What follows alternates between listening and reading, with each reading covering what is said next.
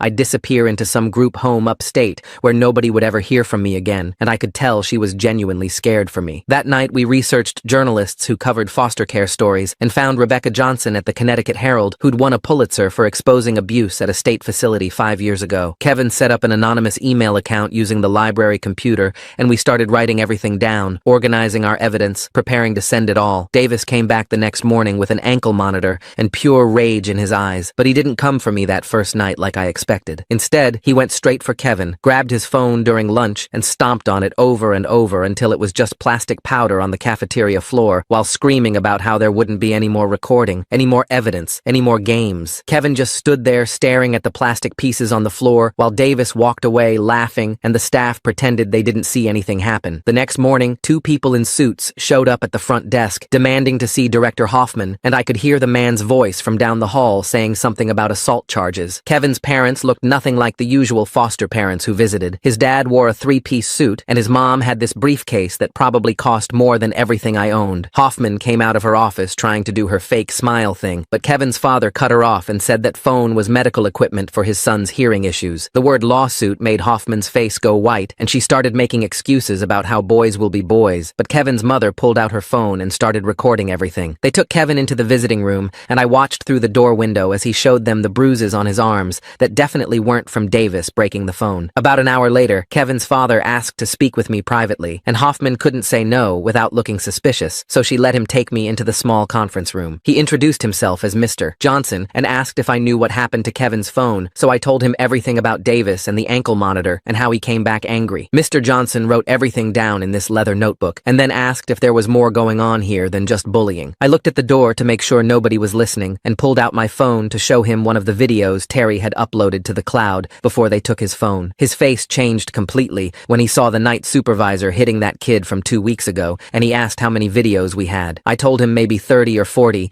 and he closed his notebook and leaned forward, asking if I'd be willing to testify about what I'd seen. So the director just happens to let a lawyer parent into a private room with Daniel after all these cover-ups? Something tells me Mr. Johnson showing up right when Davis destroyed that phone isn't just lucky timing. Kevin's parents seem way too prepared for this whole situation. Before I could answer, Hoffman knocked on the door saying visiting hours were over, but Mr. Johnson handed me his business card and said to call if anything else happened to any of us. Later that day, Terry and I were in the library pretending to do homework when I told him about Mr. Johnson being a civil rights lawyer. Terry kept shaking his head saying lawyers only care about their own kids and Kevin's dad probably just wanted to get him out of here. But I remembered when Victoria had that lawyer at the country club and how different everything felt when adults with power actually gave a damn. Terry said we should wait for the reporter lady to respond, but I thought maybe we needed both, someone on the inside and someone on the outside. That night, I had the worst dream where Jamie and I were back in Victoria's pool, but the water was thick and black like oil. Jamie kept trying to tell me something, but every time he opened his mouth, the black water would pour in and he'd sink deeper. He kept saying they're watching over and over until I couldn't see him anymore, just bubbles coming up through the black. I woke up gasping and found Davis standing right next to my bed, just staring down at me in the dark. He didn't say anything, just stood there for maybe 5 minutes before walking back to his bed, and I stayed awake the rest of the night with my back against the wall. 3 days later, Mr. Johnson came back, but this time he brought another man who he introduced as a former federal prosecutor named Mr. Reeves. They met with me and Terry in the conference room, and Mr. Reeves explained how they could file charges under something called RICO, which meant they could go after everyone involved, not just individual staff members. Mr. Johnson pulled out a flip phone from his briefcase and showed us how to upload the videos to a secure Dropbox that only they could access. He said to keep the phone hidden inside this hollowed-out law textbook he brought, and only use it when we were absolutely sure nobody was watching. Mr. Reeves gave us his direct number and said to call immediately if anyone tried to hurt us or destroy evidence. After they left, things got weird fast because the night supervisor started doing rounds every hour instead of every few hours, and he'd shine his flashlight right in our faces to make sure we were really asleep. Davis figured out the pattern and started sleeping in shifts with 2 other kids, so someone was always awake watching when staff came through. We were all exhausted from barely sleeping, and kids were starting to make mistakes during the day, which got them in trouble with staff. 2 weeks passed before we finally got an email back from Rebecca Martinez saying she was interested in our story but needed to verify everything before her editor would approve it. Kevin's dad set up a meeting at his law office and told Hoffman it was for Kevin's medical evaluation, but really, Rebecca interviewed me and Terry for 3 hours. She had this tiny recorder that looked like a regular pen, and she asked about everything from the food to the punishment room to what happened to kids who tried to run. Terry showed her the scars on his back from when he first got here and tried to escape, and she took photos with her phone. She said she needed to interview more kids to establish a pattern and asked if we could help her get access without raising suspicion. The next week, I was in the library when I saw this newspaper someone left on the table with Jamie's face on the front page of the local section. The headline said, "Local Teen Wins State Science Fair," and there was a picture of him holding this huge trophy with 2 adults who the article called his supportive adoptive parents. The article talked about how he'd built some kind of water filtration system and was headed to nationals, but there was no mention of the group home or foster care or the week he had a brother. I stared at that photo until the librarian said we had to leave, and I kept thinking about how his new parents were there, cheering for him while I was hiding evidence in textbooks. That same night, Davis cornered Terry in the shower room when everyone else was at dinner, and I heard the screaming from down the hall. By the time I got there, Terry was on the floor, and his whole back was bright red from where Davis had held him under the hot water. Davis kept asking where the videos were, but Terry just lay there shaking and couldn't talk. For 3 days, Terry couldn't speak at all, and we had to bring him food because he couldn't leave his bed without crying from the pain. But he never told Davis anything about the phone or the Dropbox or the lawyers, and I knew he was tougher than any of us. The next Monday, Rebecca showed up at the group home as a volunteer tutor, picture, which Hoffman had apparently approved because it looked good for their state reviews. She had that pen recorder going the whole time and managed to interview 6 different kids while pretending to help them with homework. Davis sat at a table across the room the entire time, just watching her and watching us, but he couldn't get close enough to hear what anyone was saying. Rebecca asked each kid about specific dates and incidents we'd told her about,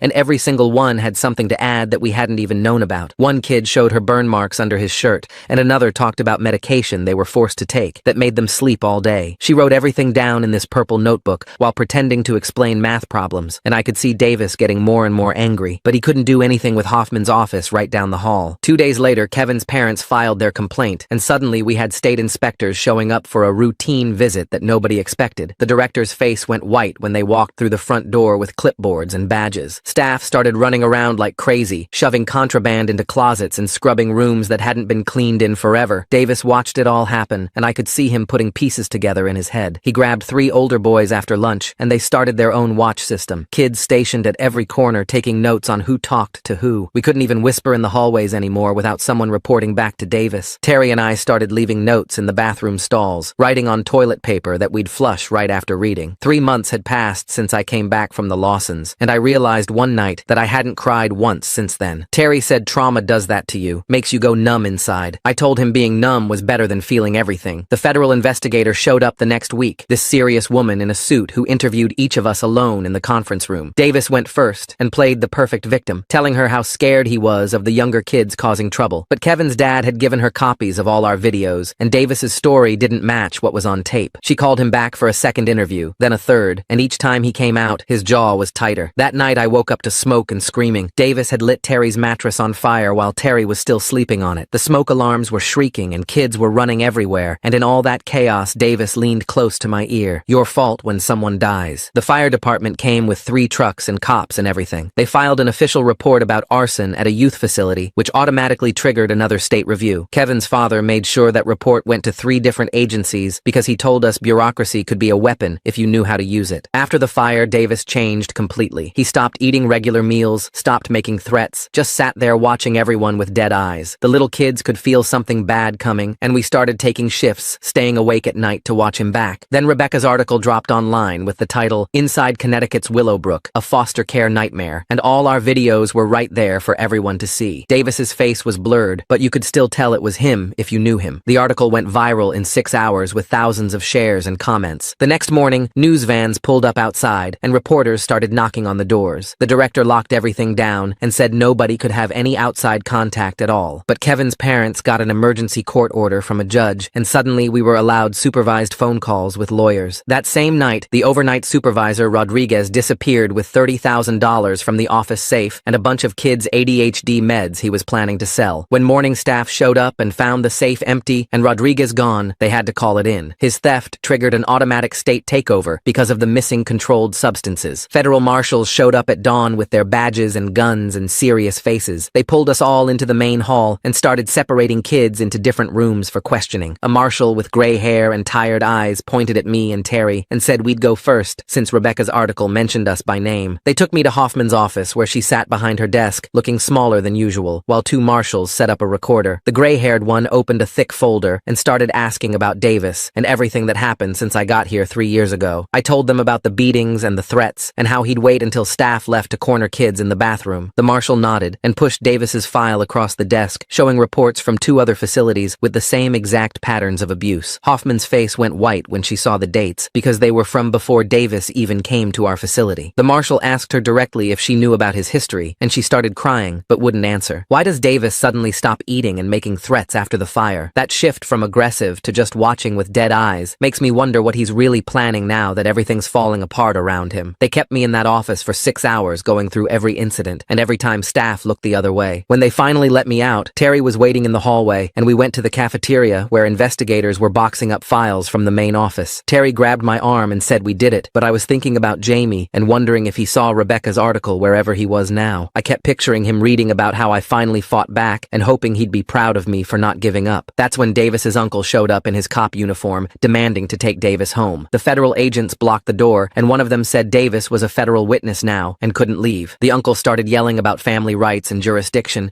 but the agents didn't move. He tried to push past them and grabbed one agent's shoulder, which was the stupidest thing he could have done. They had him in handcuffs within seconds, charging him with obstruction of justice and interference with a federal investigation. Davis watched from the doorway as they led his uncle out to a patrol car, and for the first time, I saw real fear in his eyes. 3 days later, we were at the courthouse for an emergency custody hearing. Kevin's parents sat in the front row with their lawyer explaining to the judge how they wanted to foster Terry and me temporarily while the investigation continued. The judge reviewed our files and all the evidence from the facility and kept shaking her head at what she was reading. She asked Kevin's parents if they understood what they were taking on, and Kevin's mom said they'd already prepared rooms for both of us. The judge stamped the papers and said placement approved pending the full investigation. A week later, I was sitting at a real dinner table for the first time since the Lawsons rejected me. Kevin's mom made spaghetti and garlic bread, and nobody had to fight over portions or watch their back while eating. Terry kept looking around like he couldn't believe we were actually in a normal house with normal people. He started crying right into his garlic bread, and Kevin's mom just rubbed his back without asking questions. The next morning, Ms. Carson showed up at Kevin's house saying she needed to talk to me. She sat on the porch looking older than I remembered and said she tried to protect us within the system's limitations. I pulled out my phone and showed her the recording I'd made of her threatening to send me to Riverside if I didn't stop complaining about Davis. She stood up without another word and walked to her car, and I never saw her again. 2 days later, they transferred Davis to federal juvenile detention to wait for his trial. I watched from Kevin's bedroom window as they led him out in handcuffs and an orange jumpsuit. He looked up and saw me and mouthed the words, "I'll find you," but he was in chains and I was free. That same afternoon, the Lawsons called Kevin's parents after seeing Rebecca's article online. Kevin's dad answered, and I could hear them on speaker saying they wanted to help and offering to pay for therapy. Kevin's dad told them to direct any communication through lawyers and hung up. That night, everything hit me at once, and I started crying harder than I ever had in my life. 3 months of fear and pain came pouring out, and I couldn't stop shaking. Terry held me while I sobbed about Jamie and the Mickey Mouse pancakes and the pool and everything the Lawsons stole from us when they chose their perfect life over 2 broken kids. I cried until my throat was raw,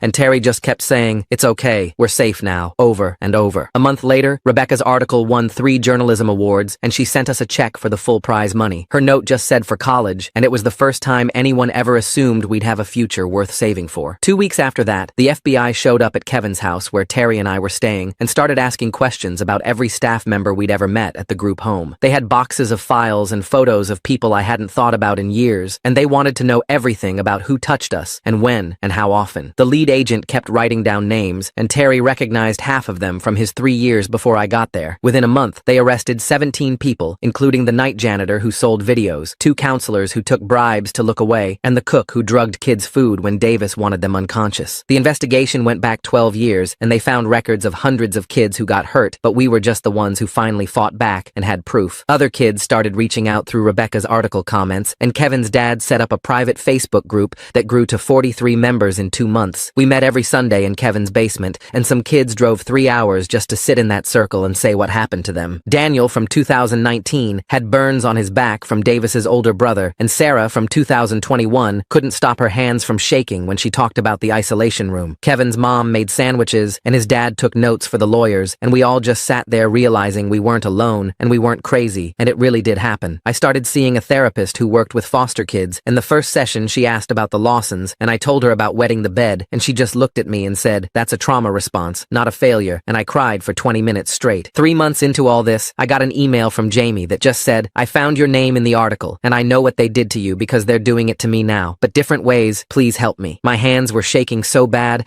I could barely forward it to Kevin's dad, who read it and said, "Psychological abuse is harder to prove," but called child services that same day. The investigation into the Lawsons started the next week, and they found 5 other boys before Jamie, who all got returned for behavioral issues after a few weeks or months. Davis's trial started in March, and I sat in that witness chair for 3 hours, showing the bruises and the videos and explaining every single thing he did, while his lawyer kept calling me a liar and an attention seeker. The judge had to call 2 recesses because jury members were crying, and when they played the video Terry took of Davis beating that 8-year-old kid, the whole courtroom went dead silent. Terry testified the next day, and that's when everything exploded, because he told them about the 2 younger boys Davis raped in the basement and how they never reported it because Davis said he'd kill them. Terry had been recording on his phone for months and had their voices saying what happened, and when the prosecutor played those recordings, you could hear people gasping in the gallery. The judge called a week break after that, and Kevin's family took us camping to get away from all the reporters and lawyers, and it was the first time I'd ever seen real stars without bars or mesh or dirty windows in the way. Terry and I stayed up all night by the fire just looking at the sky and not talking about any of it because because sometimes you just need to remember there's a whole world outside of courtrooms and group homes. When we got back, the investigation into the Lawsons had blown up because they found emails between them and other couples about trading kids like they were shopping for furniture and comparing notes on which boys were most desperate for love. Jamie had lost 15 pounds in 2 months because they stopped feeding him when he disappointed them, which was basically every day since he couldn't be perfect enough. He finally ran away and showed up at Kevin's house at 2 in the morning with just the clothes on his back, and Kevin's mom took one look at him and called emergency services while making him eat everything in the fridge. 2 weeks later, they let me see Jamie at the group therapy place downtown. He was sitting in the waiting room wearing my old hoodie that hung loose on him now since he'd lost so much weight. We both stood there not knowing what to do with our hands or where to look. The therapist watched us from the doorway like we were some kind of science experiment. Jamie pulled something from his pocket, and I realized it was the photo of his mom he'd given me that week, but I still had the original in my wallet. He must have gotten a copy made. We sat on opposite ends of the couch, and the silence felt heavy. His hands kept shaking, and he kept pulling the hoodie sleeves down over them. I wanted to say something about how sorry I was, or ask if he was okay, but the words got stuck. The therapist finally left us alone, and Jamie just stared at the floor. I pulled out his mom's photo from my wallet and slid it across the coffee table. He looked at it for a long time, then pushed it back to me. "Keep it," he said quietly. Those were the only words we said to each other that whole hour. The next morning, Victoria and Richard showed up at Kevin's house with 2 police officers demanding Jamie back. Kevin's dad met them at the front door, but he wasn't alone. 3 people in dark suits with federal badges stood behind him. "Jamie Rodriguez is in protective custody pending investigation of child endangerment," one of the agents said. Victoria started screaming about their rights, and Richard tried to push past them, but the agents didn't move. "You're both under arrest for child endangerment and abuse," the agent continued. The police officers who came with them looked confused until the agent showed them some paperwork. Victoria's face went white when she saw whatever was on those pages. They put them both in handcuffs right there on Kevin's front lawn while half the neighborhood watched. 3 weeks later, I had to testify at Davis's trial. The courtroom was packed with kids from Willowbrook and their new foster families. Davis sat at the defendant's table in an orange jumpsuit, looking smaller than I remembered. The prosecutor showed pictures of my bruises and the bruises on 6 other kids. Terry crying into his garlic bread seems like such a strange detail to include. Why that specific image? The timing of Ms. Carson showing up right after they get placed feels convenient, and I'm curious why she'd even try that conversation knowing what they have on her. One kid who was only 8 had to testify by video because he was too scared to be in the same room as Davis. When the verdict came back guilty on all counts, Davis didn't even react. The judge gave him 15 years, starting in juvenile detention, then transferring to adult prison when he turned 18. As we filed out of the courtroom, one of the younger kids Davis had hurt grabbed my hand. "Thank you," she whispered. Her foster mom quickly pulled her away, but I saw her mouth the words again. The next day, Director Hoffman took a plea deal. Her lawyer argued she was just overwhelmed and made mistakes, but the prosecutor had Ms. Carson's 17 reports that Hoffman had buried. The judge wasn't buying the sob story. "You had a duty to protect these children and you failed," he said. 2 years in prison and a lifetime ban from working with children. Hoffman cried through the whole sentencing, but nobody in that courtroom felt bad for her. Ms. Carson's trial was different. She wasn't on trial for crimes, but as a witness in the state's case against the whole system. She brought boxes of evidence, copies of every report she'd filed over 3 years. 17 reports about Davis alone, 23 about other abuse at Willowbrook. Each one stamped received by the state office, then filed away with no action taken. The state's lawyer tried to argue she should have done more, but Ms. Carson had receipts for everything. Certified mail slips, email read receipts, even recordings of phone calls where supervisors told her to stop making waves. The judge ordered an immediate audit of every group home in the state. That afternoon, the state announced Willowbrook's permanent closure. All of us were getting moved to vetted foster homes within the week. Terry and I got lucky because Kevin's mom had already started the paperwork to take us both. When the official foster placement came through, it felt weird signing papers that said we were brothers now, at least on paper. Kevin's mom made a big dinner to celebrate, but it felt more like relief than joy. The Lawsons' trial started 2 months later. Jamie and I had to testify on different days so we wouldn't see each other. I told them about the competition week, how they made us perform for them like dogs at a dog show. I told them about the Tesla ride back after they rejected me for wetting the bed. Jamie's testimony was worse. He talked about months of psychological torture after they chose him. No food if he disappointed them. Locked in his room if he showed any emotion they didn't like. They wanted a perfect doll, not a real kid with real problems. 5 other boys testified by video link from different states. All of them had similar stories about trial weeks and being discarded when they showed any sign of being actual humans with needs. One boy said they returned him after he got a B on a test. Another got sent back for crying when his birth dad died. The jury deliberated for less than an hour, guilty on all counts of child abuse and endangerment, but the judge gave them a suspended sentence with probation because they had no prior record and good lawyers. No jail time, but they went on the abuse registry and could never foster or adopt again. Jamie was finally free from them legally. That's when everything changed. A woman named Rosa Rodriguez had seen Jamie's picture in the news coverage of the trial. She was his biological grandmother, and she'd been searching for him for years. The state had told her Jamie's mom was dead, and Jamie was adopted by a good family. All lies. Rosa had proof she'd tried to get custody when Jamie was a baby, but the state said she was unfit because she was single and worked 2 jobs. Now she had a house and a steady income, and she wanted her grandson back. The court set a hearing for 2 weeks later, and Jamie had to meet with his grandmother 3 times before then. After the second visit, he pulled me aside in the cafeteria at Kevin's house, where we were all staying temporarily. "She's blood," he said, looking at his hands, "but you're the only family who fought for me." I told him blood doesn't mean everything, but love might, and he should give her a chance. He nodded, but kept picking at his food. That same week, Kevin's dad filed the federal lawsuit against the state with over 400 plaintiffs from group homes across Connecticut. "This isn't about money," he told us at dinner. "It's about changing the system." The paperwork was thick as a phone book and had all our testimonies plus medical records and photos of injuries. 2 weeks passed fast, and the morning Jamie had to leave, we met in the backyard one last time. He pulled my old hoodie from his bag and handed it back all folded neat. I gave him his mom's photo that Kevin's parents had paid to get restored by some professional who fixed old pictures. We promised to stay in touch, even though we both knew how these things went in foster care. His grandmother Rosa showed up in a Honda Civic with Puerto Rican flags hanging from the mirror and hugged him so tight I thought she might break him. 6 months went by in Kevin's house with therapy twice a week and nightmares most nights. The adoption hearing came in April with Terry and me standing in front of a judge who asked if we wanted to change our names. Terry kept Walker and I kept Smith because Daniel Smith survived Willowbrook, and that meant something. Kevin's mom cried when the judge signed the papers, and his dad took us all out for steaks. My first day at regular high school felt weird without the group home label following me around. Some girl in chemistry asked about the scars on my arms, and I just said I got them fighting back, which was true enough. Terry started his YouTube channel that week, talking about foster survival tips, and got 1,000 views the first day. Kids from all over started messaging him with their own stories, and we spent hours every night responding because nobody should fight alone. Sometimes I still wake up at 3 in the morning expecting Davis to be standing over my bed. The house stays quiet and safe, but my body remembers everything. Kevin's mom usually finds me in the kitchen making toast, and she makes cocoa without asking questions, which helps more than she knows. The lawsuit settled 8 months after we filed for $50 million split between all the survivors, plus federal oversight of Connecticut's foster system going forward. We actually changed the law and saved other kids from what we went through. Jamie texted me pictures from his new swim team, where he made varsity as a freshman. His grandmother's house looked small but clean, and he was smiling real in every photo, not that fake foster kid smile we all learned. Rebecca asked me to write everything down for her follow-up article, so I spent 3 weeks typing it all out with Terry adding his parts and Kevin editing for grammar. When Kevin's parents read the final version, his mom grabbed my hand and said, "We survived hell, and now we had to live." So we do that every single day, just trying to live normal lives after everything. Terry goes to therapy and talks to other foster kids online while I swim laps at the Y and try not to flinch when people touch me unexpected. Jamie visits once a month, and we play video games and don't talk about Willowbrook unless one of us needs to. Kevin's parents never ask us to call them mom and dad, but sometimes we do anyway. The nightmares come less often now, but they still come. Davis got 15 years, and the director got 10, and Ms. Carson died of a heart attack before trial. Sometimes I Google the Lawsons and wonder if they think about that week, or if they found another kid to test drive. Rosa sends me Puerto Rican food sometimes with notes saying I'm Jamie's brother, and that makes me family too. The foster system is still broken, but at least 400 kids got justice and money for college. I start freshman year at UConn in the fall studying social work because somebody who lived it needs to fix it. Terry's YouTube channel has 50,000 subscribers now, and he got invited to speak at conferences about trauma. We survived and we're healing, and some days that's enough. Most days, it has to be. That was such a cool dive into all those puzzling moments. I love going down these rabbit holes with you. Can't wait to do it again. Subscribe for more content like this.